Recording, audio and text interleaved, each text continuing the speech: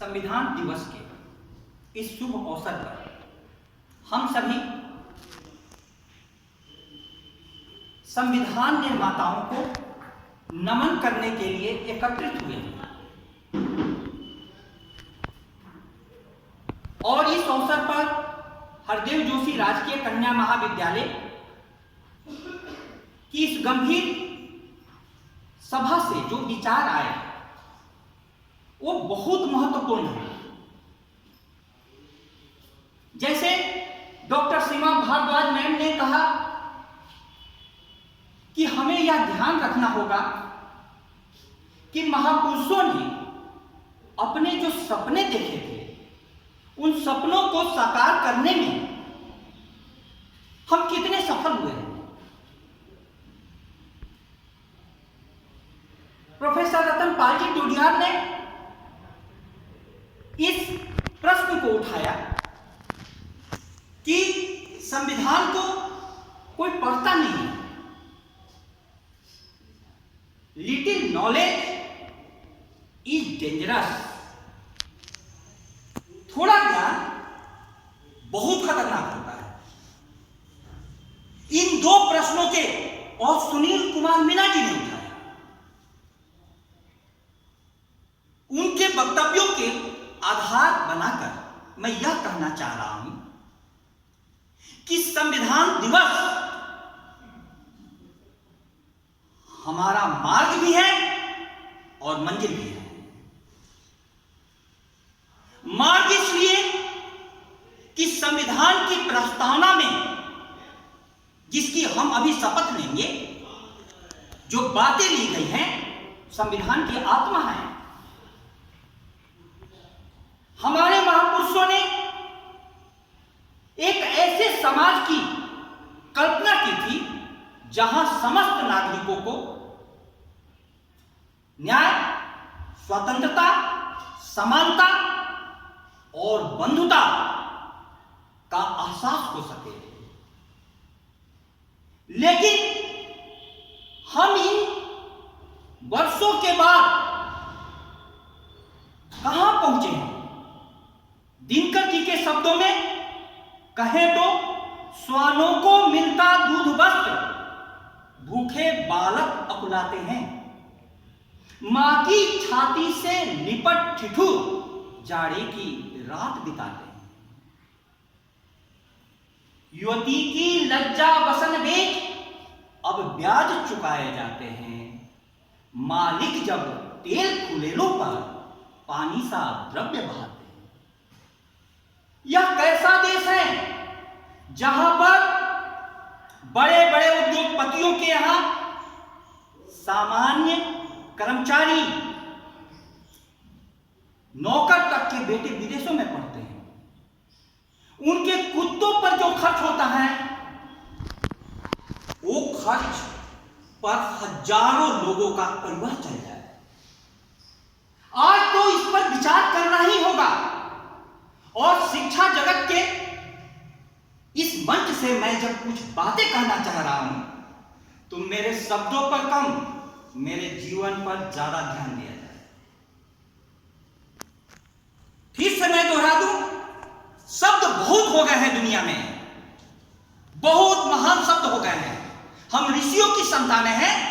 ऋषियों ने सर्वे भवन्तु सुखिनः कहा, लेकिन क्या हम सर्वे भवन्तु सुखिनः का हृदय रखते हैं?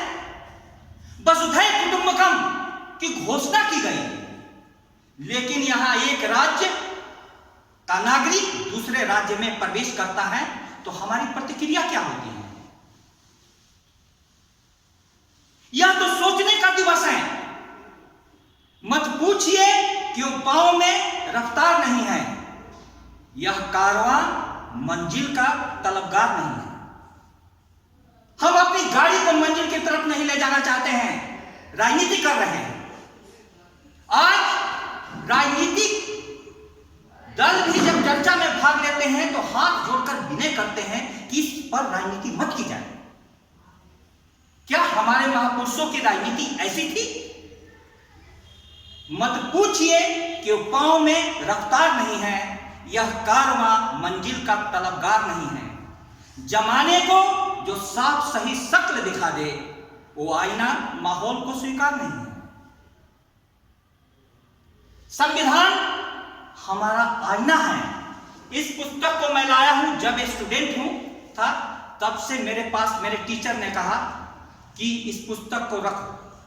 मैं सारे विद्यार्थियों को, सारे समाज को दिखाना चाहता हूं कि बीए के स्टूडेंट जब मैं था तब से यह पुस्तक है।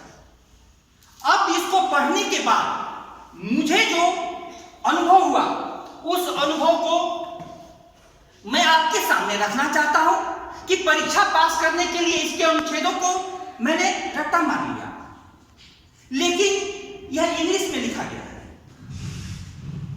और इसका हिंदी अनुवादित प्रति जो है बहुत जटिल और नीरस है। कितने लोग संविधान को पढ़ते हैं? नहीं पढ़ते हैं तो क्यों नहीं पढ़ते हैं? इस बात पर विचार करने के लिए महाविद्यालय का मंच है। एक छोटी सी कहानी से मैं बात स्पष्ट कर दूं कि एक फकीर के पास दो व्यक्ति ज्ञान के लिए पहुंचे कि आप मुझे सत्य का ज्ञान दे दीजिए। फकीर ने कहा कि दोनों के हाथ में कबूतर देते हुए कि इस कबूतर को वहां मार करके ला दो जहां कोई इसको देखता नहीं हो, और एक जो व्यक्ति था तुरंत उस कबूतर को मार कर करके लेके आया। बोला कि किसी ने नहीं देखा, किसी ने नहीं देखा। गुरु ने कहा कि तुम निकल जाओ। दूसरा विद्यार्थी आया ही नहीं। गुरु उसको खोजते हुए बरसों के बाद निकला। उसने देखा कि एक झाड़ के नीचे वो आनंद से गाना गा रहा है। गुरु ने कहा कि तुम आए क्यों नहीं? कबूतर उसके कंधे पर बैठकर आराम से गुटरगुट कर रहा है। गुरु ने कहा कि तुम आए क्यों नहीं लौटकर सत्य के ज्ञान के लिए? बोला कि आपने शर्त ऐसी रखी थी, उस शर्त को मैं कभी भी पूरा नहीं कर सका।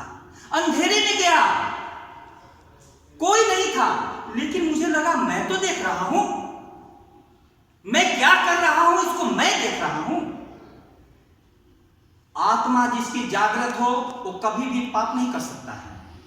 संविधान निर्माताओं की आत्मा इतनी जागृत थी कि संविधान सभा में कैसे कैसे बहस हुए हैं। कभी ध्यान से सुनिए, पढ़िए और समझिए। शिक्षा जगत में व्यंजना में कही गई बातों का अर्थ व्यंजना में लगाइए। आज हम लोगों के सामने में सबसे बड़ा प्रश्न यह उठता है कि मौलिक अधिकार संविधान के साथ दे दिया गया शुरू में ही, लेकिन मौलिक कर्तव्य 1976 में 42वें संविधान संशोधन द्वारा जोड़ा गया। ऐसा क्यों हुआ? क्योंकि यह देखा गया कि लोग कर्तव्य पर ध्यान नहीं दे रहे। भारतीय संस्कृति में सबसे पहले कर्तव्य पर ध्यान दिया गया है। गीता का मूल मंत्र है कर्मण्येवाधिकारस्ते मा फलेषु कदाचन। कर्म में ही तेरा अधिकार है। और बाबा साहब ने कर्म करके अपने अधिकार को पाया है। महापुरुषों ने, बाबा साहब के साथ अनेक महापुरुष लगे हुए थे। भारत की महान प्रतिभाएं 60 देशों के संविधान का अध्ययन की और उस पर कई वर्षों तक चर्चा चली है। हाथों से कुछ लोगों ने लिखा है, उस पर चित्र बनाया है, तब जाकर के यह संविधान हमें मिला है। मैं तो इतना ही कहना चाहता हूं कि एक शिक्षा संस्थान का प्रधान होने के नाते मेरा दायित्व है और शिक्षा जगत के सामने यह चुनौती है कि छोटी छोटी कहानियों के माध्यम से समाज तक संविधान के संदेशों को पहुंचाया जाए। संविधान का संदेश यह है कि तुम अपने लिए जैसा जगत चाहते हो। हम सभी न्याय, स्वतंत्रता, समानता, बंधुता चाहते हैं, लेकिन अपने लिए यह संभव नहीं है। आप यह न्याय दूसरों के साथ कीजिएगा, स्वतंत्रता दूसरों को दीजिएगा, दूसरों को अपने समान मानिएगा, दूसरों को बंधुता के भाव से गले लगाइएगा, तब यह भी आपको मिलेगा। जगत एक इक्को है, इक्को। पहाड़ियों पर चले जाइए, जो आप आवाज करेंगे वही आवाज गूंज कर लौट कर आपके पास आएगा। आज इस दिवस पर संविधान निर्माताओं को नमन करते हुए मैं आप सभी से अपील करता हूं कि आप सभी खड़े हो जाएं और हम सभी इसकी शपथ लेंगे, प्रस्तावना का पाठ करेंगे। ये रखा हुआ है, आप लोग भी इसको बोलते जाएंगे। हम भारत के लोग भारत को एक संपूर्ण प्रभुत्व संपन्न समाजवादी पंथ निरपेक्ष लोकतंत्रात्मक गणराज्य बनाने के लिए तथा उसके समस्त नागरिकों को सामाजिक, आर्थिक और राजनीतिक न्याय, विचार, अभिव्यक्ति, विश्वास, धर्म और उपासना की स्वतंत्रता, प्रतिष्ठा और अवसर की समता प्राप्त कराने के लिए तथा उन सब में व्यक्ति की गरिमा और राष्ट्र की एकता और अखंडता सुनिश्चित करने वाली बंधुता बढ़ाने के लिए दृढ़ संकल्पित होकर अपनी इस संविधान सभा में आज तारीख 26 नवंबर 1949 ईस्वी मिति मार्गशीर्ष शुक्ल सप्तमी संवत 2006 विक्रमी को एतद द्वारा इस संविधान को अंगीकृत, अधिनियमित और आत्मार्पित करते हैं। धन्यवाद। लेकिन मैं आप लोगों को कहना चाहता हूं कि सही में आत्मार्पित हम लोगों ने किया? इस पर विचार करें और ईमानदार हृदय से बहुत बहुत धन्यवाद।